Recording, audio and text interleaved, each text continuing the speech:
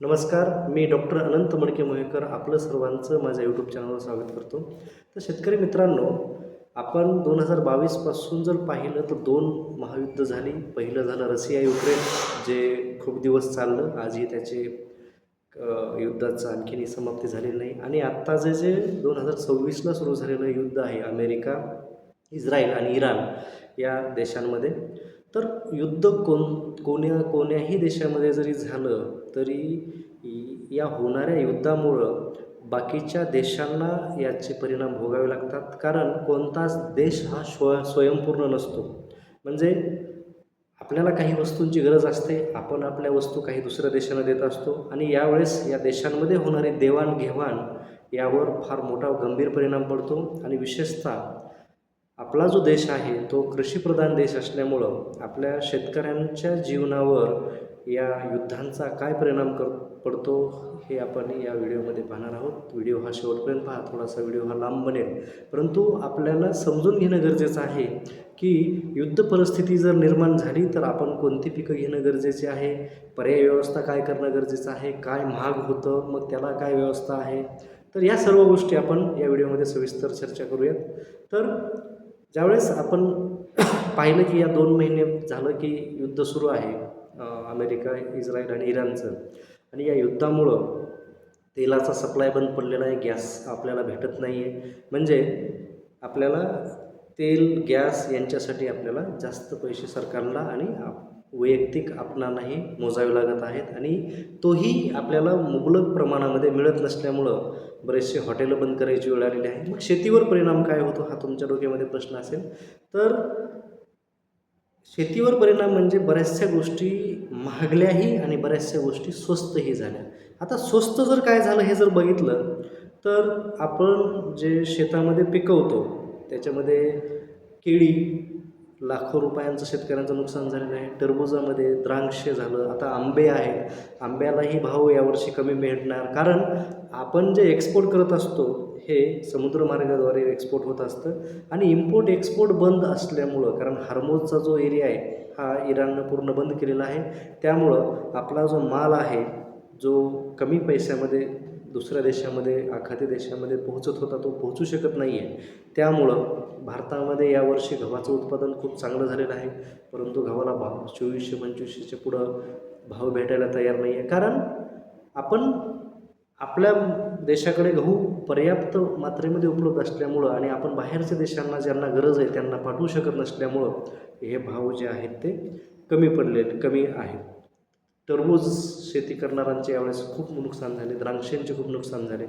तर म्हणजे शेतकऱ्यांचे नुकसान किंवा शेतकरी अडचणीत कधी येतो, ज्यावेळेस उत्पादन खूप झाले आणि हे उत्पादन आपण ज्यावेळेस एक्सपोर्ट करत असतो आणि ते जर एक्सपोर्ट या युद्धामुळे नाही झालं तर अशा पिकांचं नुकसान होतं. आता तुम्ही जर पाहिलं सोयाबीन आता 6,000वर गेलेलं आहे. याचा अर्थ काय की भारत हा जवळपास 7% खाद्यतेल हे बाहेरच्या देशातून आयात करतो.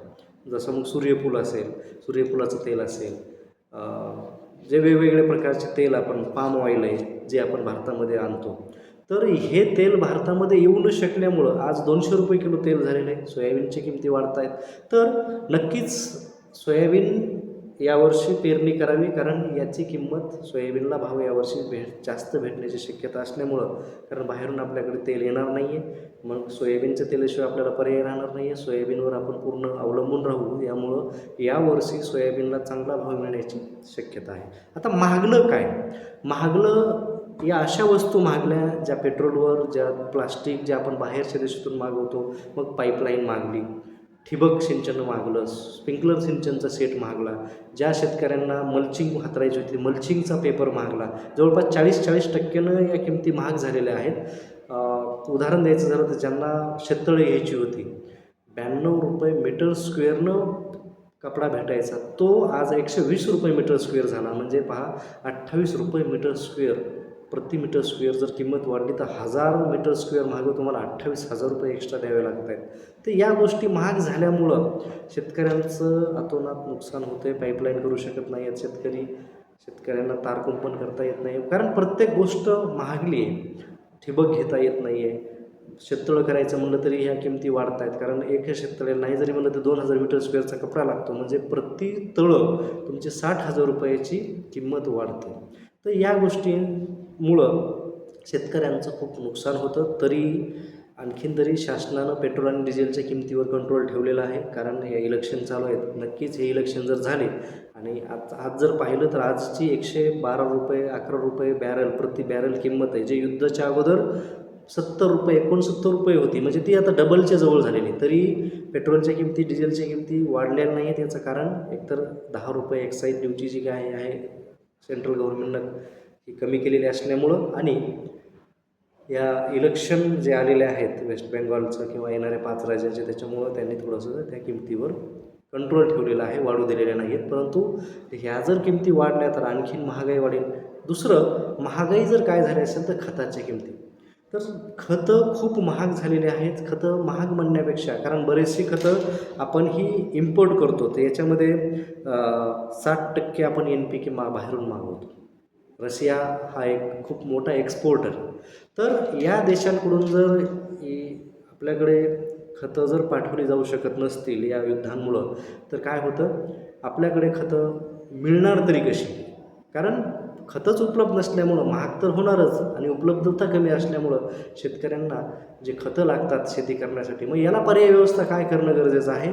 तर शेतकऱ्यांनी ऊसाचं पाचट न जाळता त्याची पाचटकुटी करणं आणि जे काही बायोडिग्रेडेबल जे काही मायक्रोब्स असतात त्यांचा जास्तीत जास्त वापर करणं. ज्याच्यामुळं आपलं जे काही वातावरणातील जसं रायझोबियम आहे, अझोटोबॅक्टर आहे, असोटोबॅक्टर आहे यांचा वापर जास्त करणं, ट्रायकोडर्माचा वापर करणं.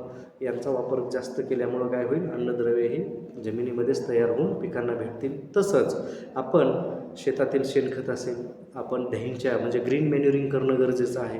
तर या सर्व गोष्टींचा आपल्याला पर्यायी व्यवस्था करणं गरजेचं आहे. कारण खतं ही आता काही लवकर चांगल्या ज्या प्रमाणामध्ये आपल्याला आवश्यक आहे त्या प्रमाणामध्ये मिळणार नाहीत आणि शेती ही खताशिवाय सध्या होत नाही आहे. त्याच्याशिवाय शेतकऱ्यांना उत्पादन भेटत नाही आहे. तर त्याला काही ना काही आपल्याला पर्यायी व्यवस्था करणं गरजेचं आहे. पिकं आपण तेच लावावीत. आता शेतकऱ्यांनी टरबूज हे सध्या करणं थांबवावं. कारण आपल्याला माहिती आहे की आता यावर्षी सर्वांनी सोयाबीनला चांगला भाव भेटेल, कडधान्याला चांगला भाव भेटेल. तर ह्या पिकांची लागवड करावी. यावर्षी पाऊसकाळही कमी आहे, त्यामुळं थोडंसं ऊसाचं क्षेत्र शेतकऱ्यांना लावण्यापासून थोडंसं दूर राहावं. तर या सर्व गोष्टींचा आपण विचार करावा. युद्ध परिस्थितीमध्ये या गोष्टी ज्या गोष्टी महाग होतात. आता तुम्ही जर रशिया युक्रेनमध्ये जर पाहिलं तर त्यावेळेस ड्रायफ्रूट्स महागले, नंतर खतं महागली. त्यावर्षी सूर्यफुलाचं तेल युक्रेन आणि 70% तेल हे युक्रेन आणि रशिया दोघं मिळून आपल्या देशात पाठवतात. तर त्यावेळेस तेलाच्या किमती खूप महागल्या होत्या. 90% सूर्यफूल तेल हे रशिया आणि युक्रेन, 70 नाही आहे तर 90% म्हणजे 70% रशिया आणि 20% युक्रेन हे आपल्याला देत असतं. तर त्यावेळेस सूर्यफुलाचं तेलच यायचं बंद झालं. म्हणजे त्यावेळेस तेलाच्या किमती 42% वाढल्या होत्या. आता तुम्ही जर पाहिलं तर आताही जवळपास 42-40%च्या वर या किमती महाग झालेल्या आहेत. तर यामुळं ज्या गोष्टी महाग होतात त्याला पर्याय व्यवस्था करणं आणि ज्या गोष्टी स्वस्त झाल्यात त्या आपण लावणं कमी करणं म्हणजे त्याची लागवड कमी करणं गरजेचं आहे. तर हा व्हिडिओ सर्वांना आवडला असेल तर नक्कीच यूट्यूब चॅनलला सबस्क्राईब करा, व्हिडिओला लाईक करा आणि शेतकऱ्यांना शेअर करा. धन्यवाद.